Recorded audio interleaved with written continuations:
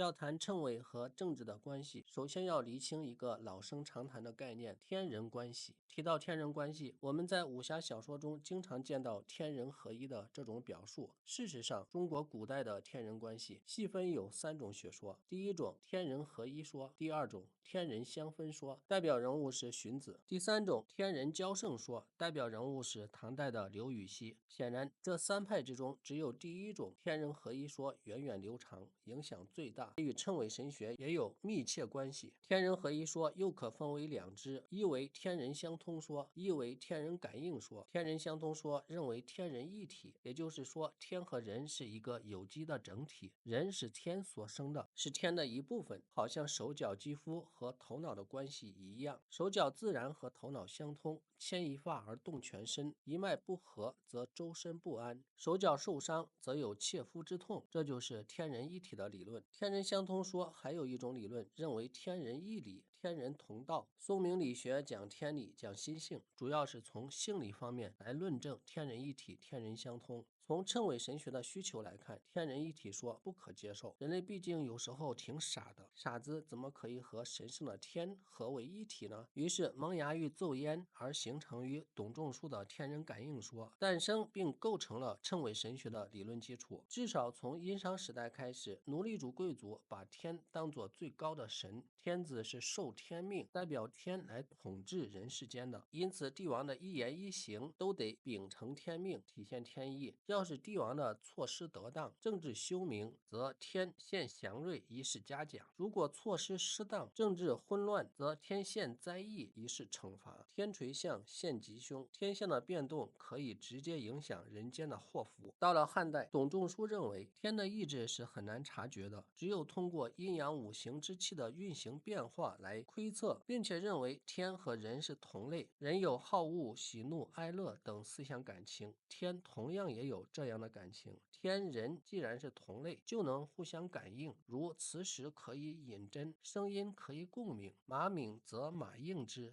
牛鸣则牛应之，美事照美类，恶事照恶类。天和人为什么会是同类呢？这是因为天地间充满着阴阳五行之气，这些气与人体的阴阳五行之气是相通的，因此可以互相感应。董仲舒认为天是人的爷爷，是曾祖父，也许这就是老天爷的来历。天按照自己的面貌来塑造人的形象，因而代表天象的历数和阴阳五行之数便同人发生了联系。例如一年有四季，所以人有四肢；天有12个月，人就有大关节12个；一年有360天，所以人就有小关节360个；天有五行，人有五脏等等。这就是形成称谓神学理论基础的天人感应说。显然同类相应是有条件的，但董仲舒却不讲条件，把它任意扩大，必然造成极大的混乱。但沿着董仲舒开辟的这条天人感应之路，称谓作者们更进一步地发展成为了天人感应神学目的论。这其中最有代表性的是易纬，其内容就是以风雨寒温为后的阴阳在易说。天人感应说最初的萌芽是殷周时代的神道社教。神道社教的意思是古代统治者利用鬼神之道来教化民众。当时所谓天人相通，并不是说人的肉体能够登天与天直接往来，而是说人的言行有了失误，犯了过错，将会受到天的警告或谴责。这种思想后来发展成为宗教里说的上天有思过之神，比如在民间每年腊月祭灶神，认为灶神是掌握每家每户里人的善恶的，一年总结一次，年终灶神上天向玉皇大帝报告人的言行善恶，对于犯过错的人，根据过错大小来减少他的寿命。但在古代讲的天人相通、天人相感，通通和咱们老百姓没有关系。老百姓虽然名义上也是人，但是不配和天相通相感，能和天去相通相感的，主要是指天子和诸侯。人们常说抬头3尺有神灵，人在做，天在看。在古代，人们头顶3尺的神灵不一定睁眼了，天所看到的只是天子一个人。说到这里，你有没有体会到一种自作多情的感觉呢？正因为天只看天子一个人，所以在汉朝很流行皇帝的罪己诏。没有灾异发生时，皇帝就赶紧发布罪己诏来检讨过错，改穿素服，减善。乐官在朝击鼓，诸官在社前献币，史官把皇帝的罪己诏检讨书写进文书里保存起来。每逢皇帝下诏罪己，最难过的人不是皇帝，而是皇帝身边的三公大臣。皇帝错再大再多也不能更换，但是三公大臣就可以罢黜。这大概就是古代的背锅侠吧。往往这时丞相们也很识趣，会主动站出来上书自和，归侯印，及骸骨。如果说西汉时天人感应只局限在灾异发生后的检讨方面，到了东汉，从刘秀开始，以天人感应神学目的论为核心的谶纬进入到了帝国政治的方方面面，从灾异应对到制定礼乐制度，谶纬堂而皇之地成为政治统治的指导。也许你会说，谶纬利用灾异来宣扬天人感应的神学目的论，那也不是每年都会发生灾异啊。碰上五谷丰登、风调雨顺的年景了，皇帝就可以放一点宽心了吧？错错错！在谶纬神学里，天不降灾异要比天降灾异更可怕。天灾地裂是上天对天子的爱护和关注，只有不可救药、罪大恶极时，天才会不加警告，不说他的过错，因为这代表着天对这位天子的正式抛弃，是天要让他亡国的前兆。这其中有楚庄无灾和汝哀祸大两个典故。春秋繁露说，楚庄王疑天不限灾，地不限裂，则导致山川曰：天将亡欲耶？不说无过，即无罪也。汝哀祸大是说鲁哀公政乱，绝无日食，天不遣告也。没有日食灾变，说明鲁哀公至死不悟，所以天也就不屑于遣告了。用今天的话说，叫懒得理你了。在谶纬神学的氛围下，天子不再可以任意妄为，他必须畏天命，听天意。凡是有灾异发生，王朝在政治方面一般会检查吏治，宽廒减刑，释放奴婢；在经济方面，对于灾区减免租税和利益；在人事方面，一般选荐贤良方正、直言极谏之士。谶纬神学就是借助天神的力量，让至尊和无限权威的皇权有所收敛和警惧。虽然主观上可能是为了争取在帝国政治中的话语权，但在客观上也一定程度地减轻了剥削压迫，舒缓民力，促进了生产和社会的发展。